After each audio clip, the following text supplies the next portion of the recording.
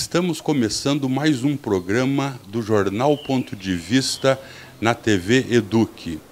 Hoje estamos entrevistando um amigo que a gente acabou fazendo ao longo desses 12 anos do jornal impresso e que está continuando com a publicação impressa, o seu Sebastião Mota, muito conhecido aqui na cidade de Cordeiro, da época em que era barbeiro e que trabalhava justamente aqui nesse ponto comercial e que por muitos anos ele cortou o cabelo de muitas pessoas, participou da história de Cordeiro no início da emancipação, pois era nesses lugares, no caso a barbearia, em que muitos assuntos eram comentados, pois ele é sobrinho do senhor Luiz Madureira e do seu Zé Madureira, que inclusive foram professores dele nesse ofício. Seu Sebastião Mota, muito obrigado por estar recebendo a gente aqui para essa conversa. E eu tenho assim a liberdade de dizer que quando nós conversamos para fazer aquela matéria sobre o senhor no jornal Ponto de Vista, eu tenho certeza que eu conquistei um amigo, porque o senhor é uma pessoa que faz parte assim da história do nosso jornal com muito carinho pela pessoa boa que o senhor é, pela pessoa boa que o senhor representa e por toda a atividade que o senhor fez ao longo dos 98 anos que será comemorado o mês que vem, que o senhor ajudou aqui para fazer e presenciar a história de Cordeiro. Muito obrigado por o senhor nos receber aqui. Obrigado por ter recebido os senhores aqui. A gente que agradece, e com certeza a cidade vai agradecer muito essa oportunidade que a gente está tendo em conversar um pouco com o senhor. O senhor, a família do senhor é oriunda de Portugal, né? De Trás-os-Montes. É? Da região dos Trás-os-Montes, lá de Portugal. É, é de Portugal. Meu avô, avó, tudo ali lá. E eles vieram, quando chegaram aqui no Brasil, eles vieram diretamente para Cordeiro? Parece que foi diretamente para o Arraial do Sapo. Para Arraial do Sapo. E lá eles foram proprietários daquela... Ali onde é hoje a Fonte do Amor. Dali para cá. Até ali onde... Até da ponte, lá debaixo de Santa Clara, até ali no campo do Cordeiro, né? Até próximo ao campo do Cordeiro, do posto. Posto Manto. Onde é o Parque de Exposições. E qual era o ofício deles? Eles trabalhavam com o quê quando eles chegaram aqui em Cordeiro? Só trabalhava com pedra. Nessas fazendas que fazia aquela escada, tudo de pedra maciça. E que eles faziam aí.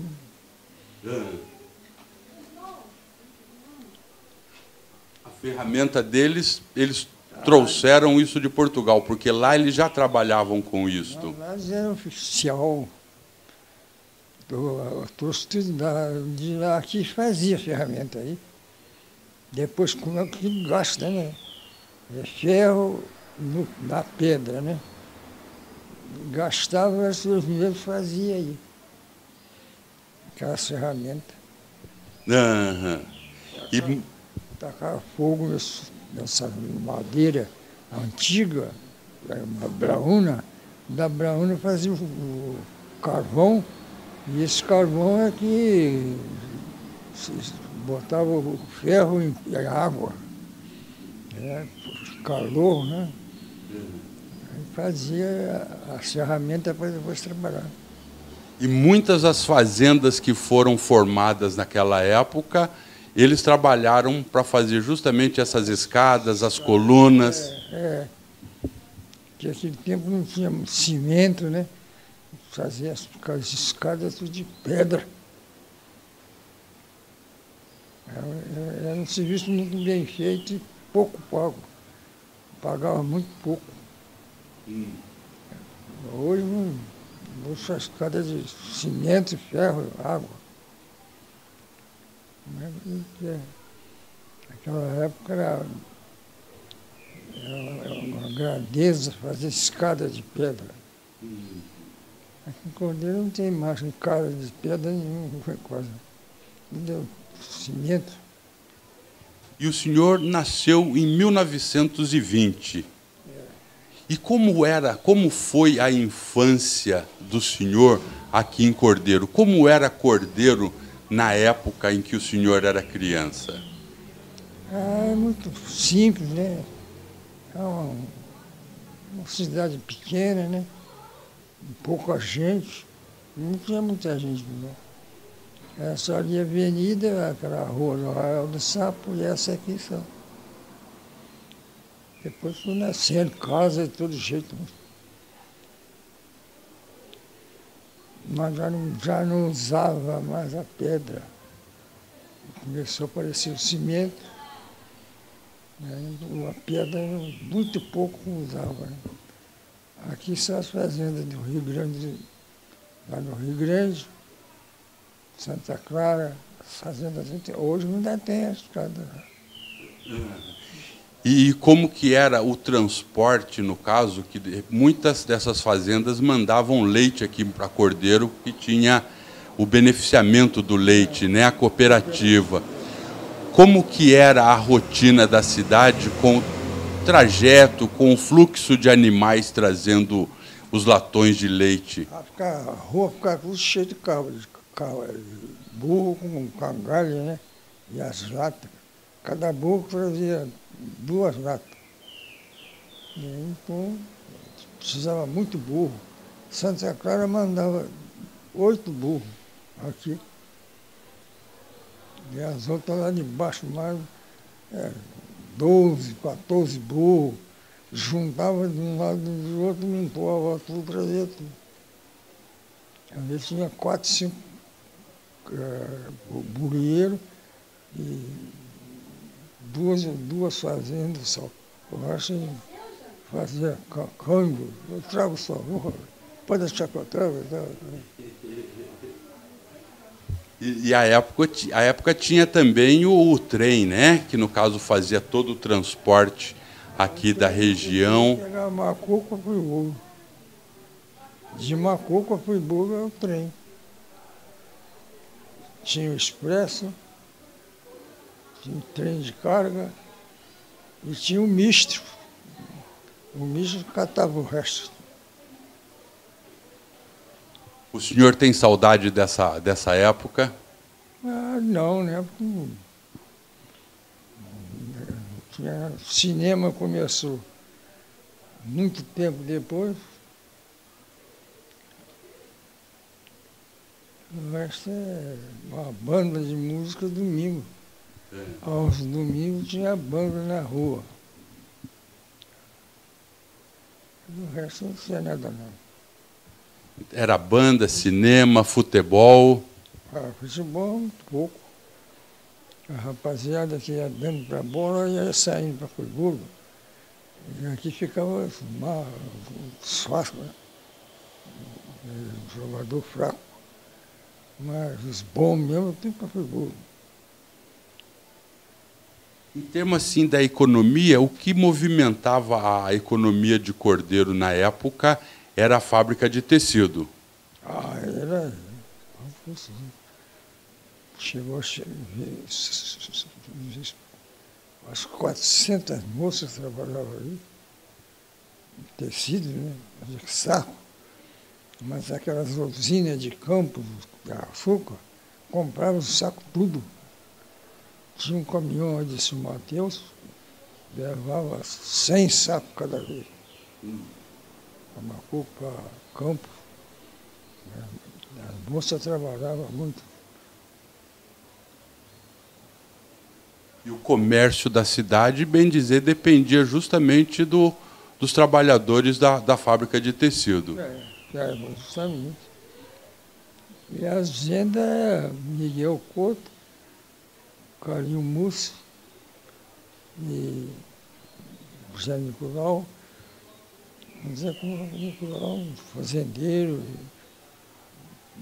muita filha, muita casa. Só meu avô que foi obrigado a apanhar dele umas 8 cartas.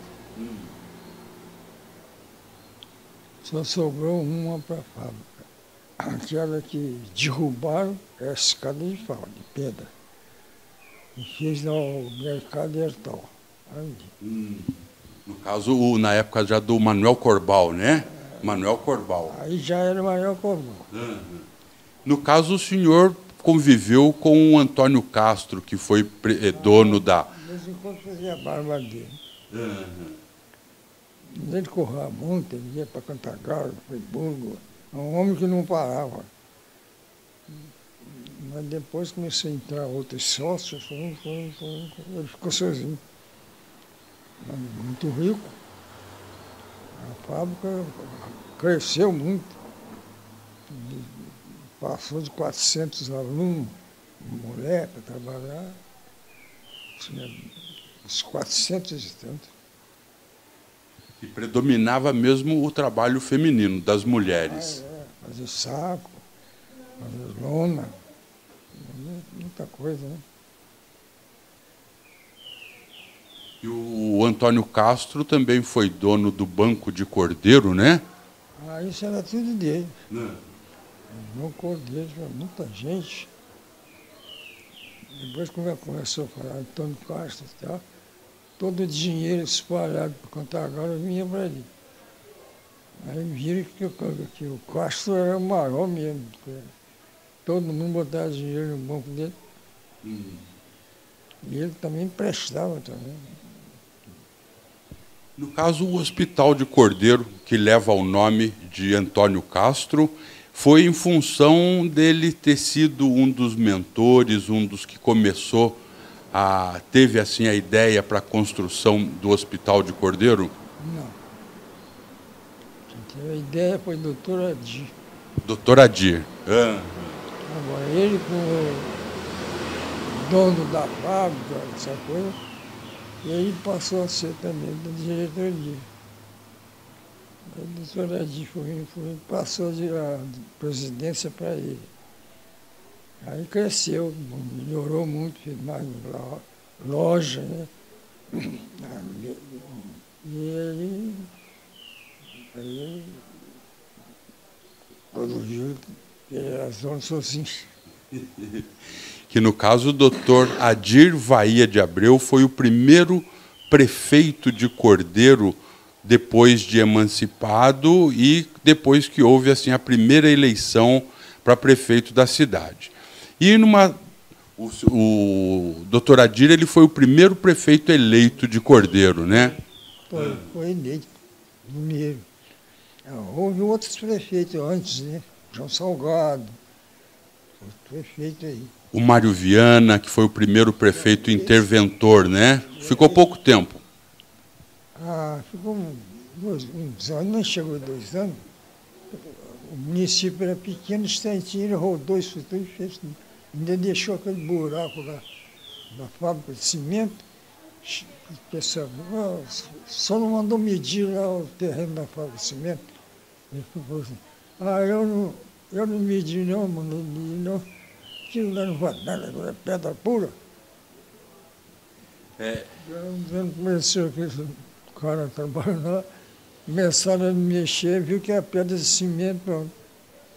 E eu lembro dessa história uma vez que cortando o cabelo aqui com o seu Sebastião, e ele comentou comigo que ele na época ainda era aprendiz no salão do seu Luiz Madureira, que no caso é tio do seu Sebastião, e que ali reuniam assim as personalidades políticas, engenheiros. Tudo ali. Montuava tudo ali. E tudo que acontecia em termos de políticos, as conversas políticas aconteciam ali no salão dos seus... Luiz Madureira. Ali é que crescia tudo. Depois parava a notícia, né? Fulano e tal falou isso, falou aquilo. Era gostoso. E na época, justamente essa história em relação à divisa de Cordeiro com Cantagalo, que as pessoas falando, poxa, tem que ver a divisa lá de Cordeiro com Cantagalo lá para o lado do Val de Palmas, mas daí ele veio com essa história de que lá só tem pedra, ninguém vai ligar para isso. Foi Mário Viana. Mas mais tarde veio um artista, né? Verificar, viu que não era só pedra, era cimento. Do calcário. De calcário, né? Aí, pronto, compraram as terras de seu pessoal do... Esqueci o nome desse. Era lá no Val de Palmas. Aí compraram aquilo tudo ali e começaram logo a vir as máquinas, tratores para fazer a estrada, fazer uma coisa boa. Trabalhou gente por danado. É que foi depois, ainda mais com o fim da fábrica de tecido em 79, foi justamente a fábrica de cimento que para Cordeiro foi muito boa, porque a grande maioria dos funcionários que vieram de outros lugares para trabalhar aqui em Cordeiro, inclusive a minha família, meu pai que veio para trabalhar na Alvorada, no caso optou por morar em Cordeiro, isso que ajudou bastante a economia da cidade na década de 70, né? Foi. Ajudou demais. Depois foi fracassando, né?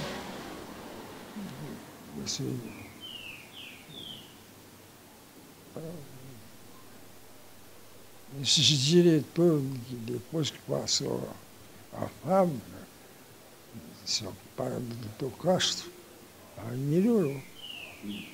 Porque o outro atrás era perigoso para o dinheiro. Fazia muita coisa, mas onde saía mais dinheiro. Castro, principalmente, trabalhava a ação do dinheiro. A verdadeira mentalidade capitalista, né? Aí era. Onde eles soubessem que tinha dinheiro parado dentro de casa, eles faziam uma ronda.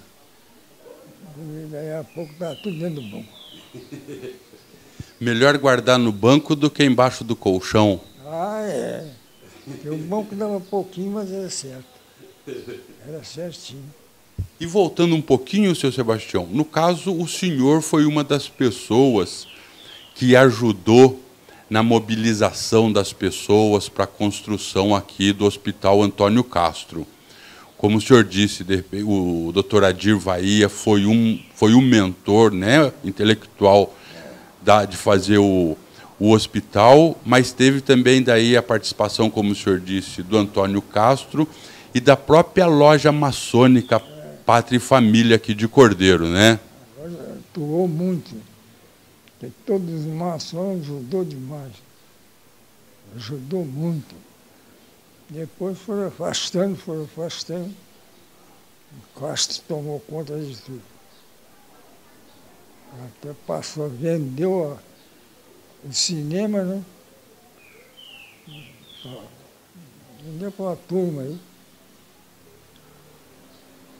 Mas tudo bem. E a loja maçônica, que o senhor, no caso, é membro, não é ativo, mas o senhor foi membro durante muitos anos da loja maçônica aqui de Cordeiro, né? Foi 25 anos. O senhor, no caso, chegou ao grau 33 da loja maçônica, ou é grau 18? É. Depois falei, não vou crescer mais, não. Outros falavam 25, outros 30. 30 aqui foi pouca gente. A despesa era grande demais. Para adquirir o grau 30 era pagar não sei quanto lá, a cota.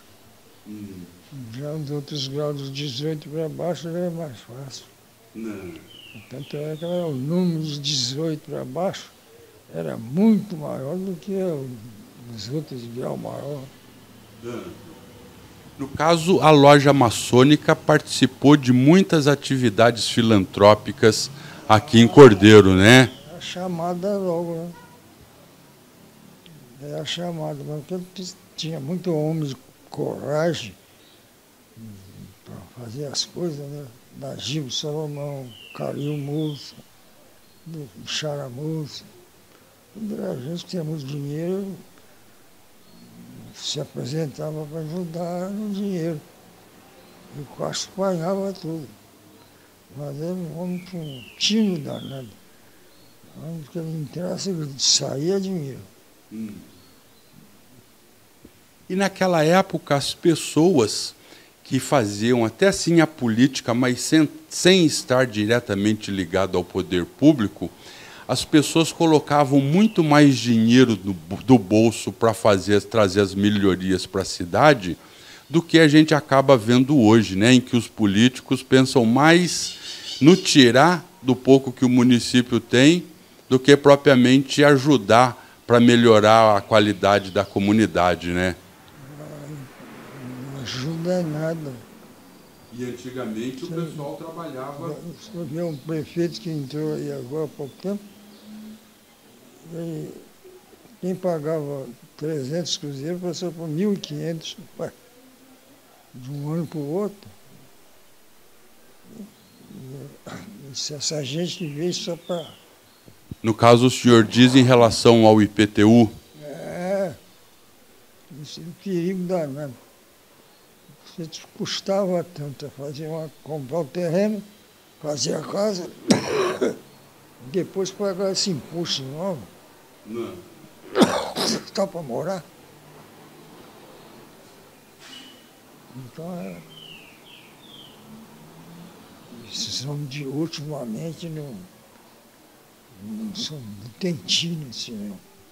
E aquele negócio é um depoimento assim muito importante, independente da gente querer levar para o lado político, mas a gente está falando com uma pessoa aqui que está prestes a fazer 100 anos, um século de vida, e que presenciou a história de Cordeiro desde a época em que ainda era distrito da cidade, pegou a emancipação de Cordeiro, as exposições da cidade, desde a segunda, que foi em 1943, até essa última. Ou seja, de repente, é uma testemunha viva de toda essa história da exposição de Cordeiro. Toda eu ficava sabendo. Porque a primeira diretoria do hospital aqui foi só a doutora Adi. Daí para frente foi entrando outro. Calil Moço, de Chara, Nagir, já os ricos da cidade. No instantinho o hospital cresceu. Agora está meio parado. É mais uma coisa que, se a gente for entrar no sentido da política, rende, mas não é essa a nossa intenção. A esposa do senhor, a dona Maria de Lourdes Tavares da Mota, ela inclusive foi professora de ensino de adultos, né? O antigo Mobral, aqui a escola que foi, bem dizer, patrocinada pela maçonaria. Era ali.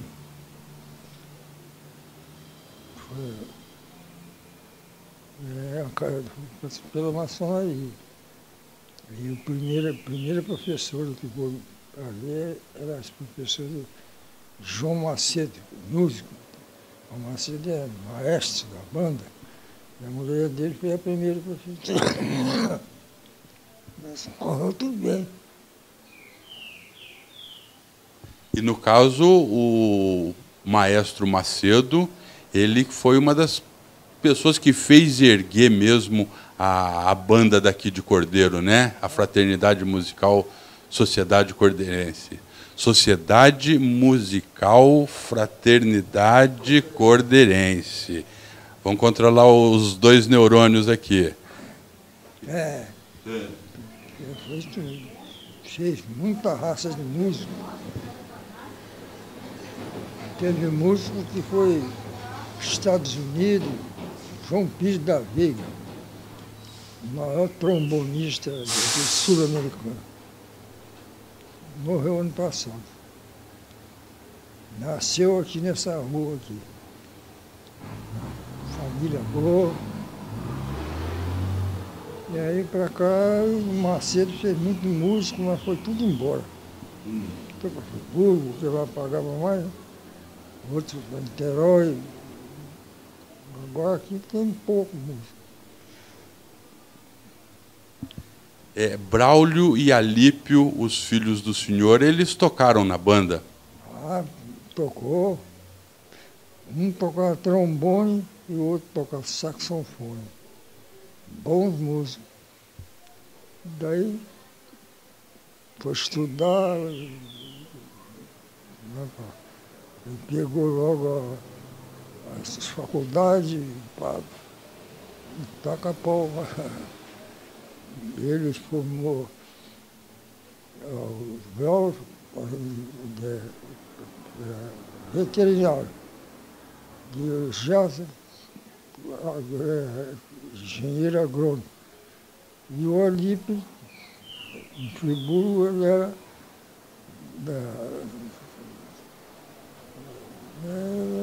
de Friburgo. Técnico em eletrônica aqui? Negócio eletrônico.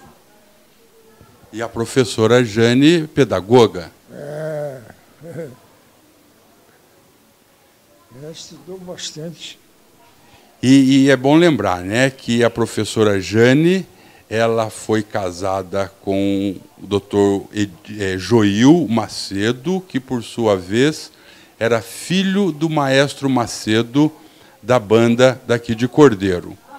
E ela é mãe do Guilherme Mota, o popular aí no meio musical, o Jaca, e que mantém um pouco assim esse lado de músicos assim da família. É isso mesmo. É neto, meu neto. Braulio Tavares da Mota. E, no caso, o senhor nunca foi assim membro da banda? O senhor chegou a tocar algum instrumento? Não. Mas fez parte de diretoria? Recolher dinheiro. Mas era o pessoal para pagar a banda era gente muito ruim. Custava pagar. Toda hora você ia procurar, não tem agora. A falta de dinheiro não é uma coisa dos tempos modernos. Antigamente também se faltava dinheiro, né? Era pouca quantidade, mas faltava. A sorte é que naquela época não tinha tanta coisa para estar gastando como tem hoje, com celular, TV disso, computador e não sei o quê. Para sair dinheiro para pagar essas coisas, sai muito. Naquela época não tinha onde gastar, né? Naquela época tinha que aguentar mesmo. E uma outra coisa que o senhor foi um dos fundadores, né, e que é uma das coisas assim que mais faz lembrar o senhor, até em função do homem caridoso, da pessoa que gosta, que tem dentro do íntimo assim a preocupação em ajudar as pessoas. O senhor é um dos fundadores do Centro Espírita aqui de Cordeiro. É o único que está vivo. De 1945 para cá já não tem mais ninguém, não. Só tem eu, mas eu vou lá poucas vezes. No tempo o senhor ainda toda terça-feira o senhor estava ali no... Sexta e quarta estava lá. Quando fechava aqui, subia aqui e estava lá. Não precisava viajar muito para lá no centro, não. Mas depois... mudar a diretoria, né? Começaram a mudar os modos de se proceder de dentro. Os mais velhos foi saindo fora. É igual a maçonaria. Os mais velhos viu que os mais novos estavam mudando tudo e saíram fora. E como que foi assim o início, né, do Centro Espírita aqui em Cordeiro? Porque hoje ainda mantém um pouco assim um certo preconceito em relação, né, ao espiritismo assim kardecista, mas naquela época o preconceito era muito maior do que se vê hoje, né, seu Sebastião? Como que eram as primeiras reuniões que faziam aqui em Cordeiro com os membros, né, do Centro Espírita? Enquanto começava a construir, era na casa desses regados, João Regado, Zé Regado, e tinha mais outro irmão, só eram 3 irmãos. Aí ele lá na casa deles, depois que o centro ficou pronto, passou tudo para lá. E no caso, muitas pessoas aqui da cidade, né, que eram membros assim do Centro Espírita, eles ajudaram financeiramente para a aquisição do terreno, para a construção da sede. O senhor lembra o nome dessas pessoas que, assim como o senhor, os irmãos Regazzi, que também participaram da fundação do Centro Espírita aqui de Cordeiro? Ah, tem muitos, né? Mas da diretoria não tem mais ninguém. As mulheres, até as mulheres morreram tudo. Mas no caso teve o seu Mário Xavier, foi um dos que... Ah, foi um membro da tesoureiro, trabalhou muito. Tinha um caminhãozinho que de vez em quando só trabalhava para o Centro Espírita. Puxando areia, puxando pedra. E o prefeito daqui ajudou muito. Foi o Carlos Guimarães. Ele foi diretor desse posto de monta. Teve grande atividade aqui. Foi para Niterói, aposentou, era veterinário do estado e foi prefeito. E encaminhou os filhos tudo para lá. Né? Que não tinha faculdade aqui por aqui, né? Faculdade de intensa tinha foi burro. Não. E ele morando em Niterói, a despesa era a mesma e era a faculdade também. No caso, a dona Hermínia Amaral, ela também foi uma pessoa que ajudou na construção aqui do Centro Espírita, que ela é de família tradicional espíritas de Nova Friburgo, né? É, da dona Hermínia. Hermínia Dandes. Ela foi uma baluarte. Ela ganhou uma herança lá em São José do Ribeirão, que a família dele é de lá. Ganhou uma herança de 10 contos. Ela foi para o Centro Espírita e entregou ao presidente da época, entregou 10 contos para ajudar a comprar coisa.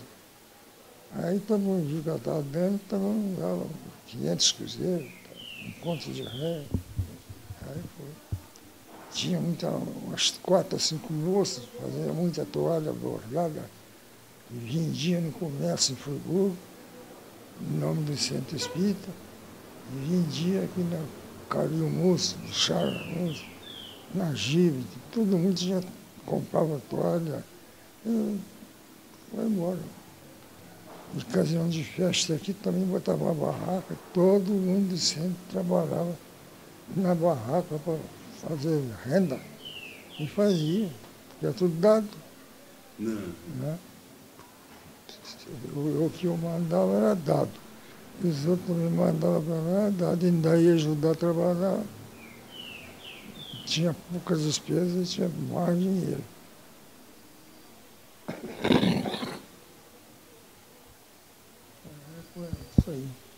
E o senhor disse, né, falou no caso que trabalhavam assim nas festas. Para a gente já começar a chegar no final dessa conversa, desse bate-papo, a festa do adro era a principal festa de Cordeiro. Era o principal. Mais do que a exposição. Mais do que a exposição. A exposição ali começava a crescer e essa festa de 15 de agosto começou a cair. Cair porque entrou os exploradores a partir do Papa. O resto, todo mundo botava a barraca, tinha que pagar uma cota enorme para poder vender rosca, vender pastel. Maneira que os que trabalhavam muito em favor da igreja foi vendo que o negócio do padre era dinheiro. Aí isso caiu fora. E no caso, essa festa antes atraía pessoas de toda a região, inclusive vinha bandas de Niterói, do Rio. Vinha de Niterói e a outra ocasião vinha de Friburgo. Às vezes vinha duas bandas, de Niterói, a banda da polícia, né? Tocava dia 13 e 14, ia embora. Aí entrava a outra banda, da Guanabara, das coisas da Marinha. Trazia uma banda, tocava dia 15, dia 16 e ia embora. E aqui na região o pessoal vinha, quem tinha acesso ao trem para chegar até aqui, vinha de trem. Mas muitos acabavam vindo em charrete, carroça, carro de boi. Carro de boi, de qualquer jeito, que a pé, levou a festa. Agora tinha muitos que vinham, chegavam aí, amanhecia o dia deitado na beira das calçadas, né? O sono pegava, não saía.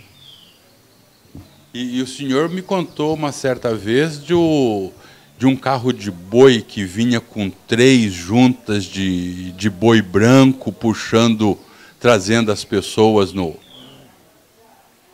Trazia, formava um carro de boi, 3 juntas, tudo branco.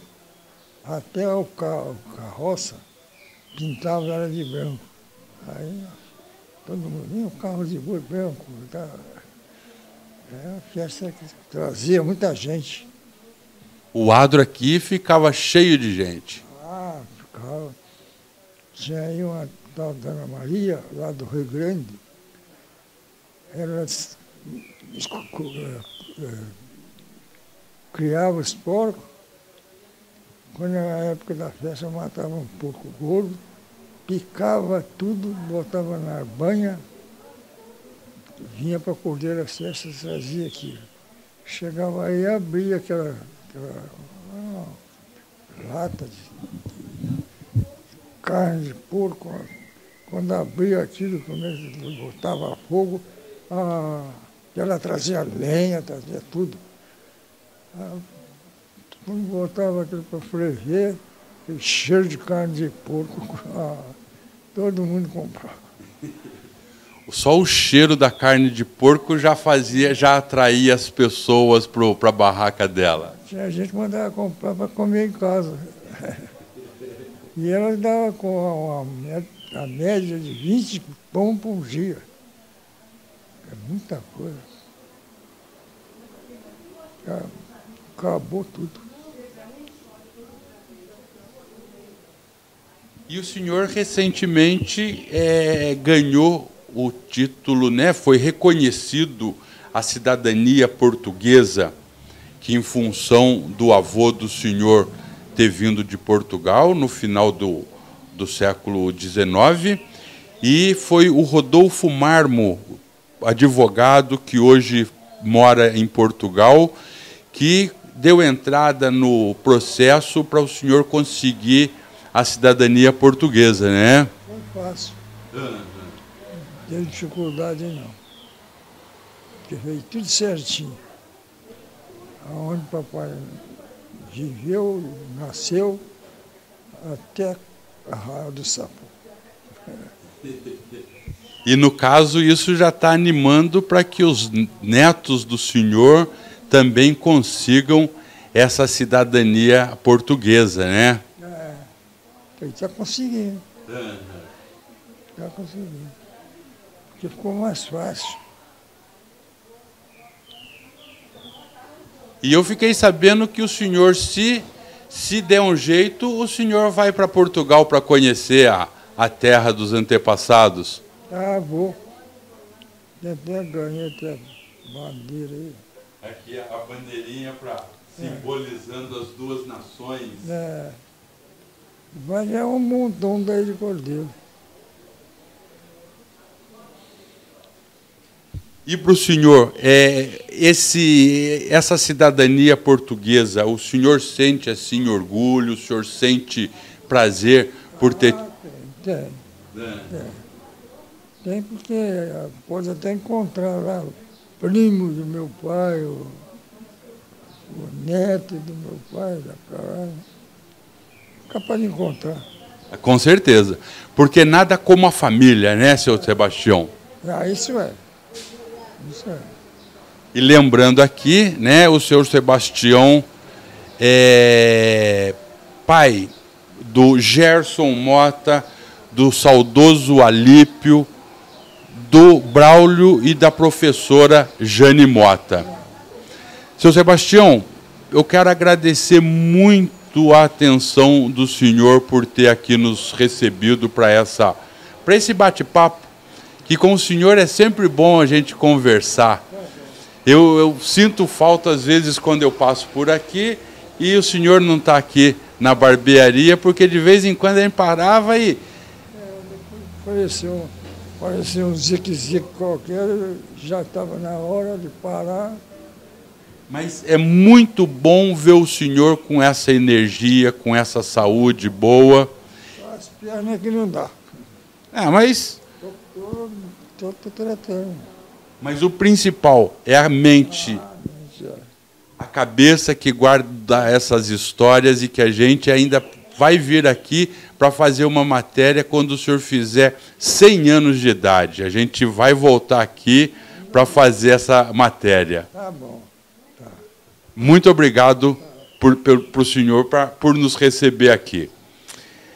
É com muita honra, muito orgulho que a gente, né, fez esse encontro com este amigo que foi de uma amizade feita com sinceridade, principalmente em função de vários dias de conversas, de respeito mútuo e principalmente por reconhecer nessa pessoa uma parte da história viva de Cordeiro. E com certeza a gente ainda vai contar muitas outras histórias. Vai aparecer. A gente vai contar muitas outras histórias que o seu Sebastião presenciou ao longo dos seus 98 anos de vida. E a gente encerra por aqui essa conversa que me dá assim, muito orgulho e muito carinho por estar aqui com o seu Sebastião. Até a próxima vez.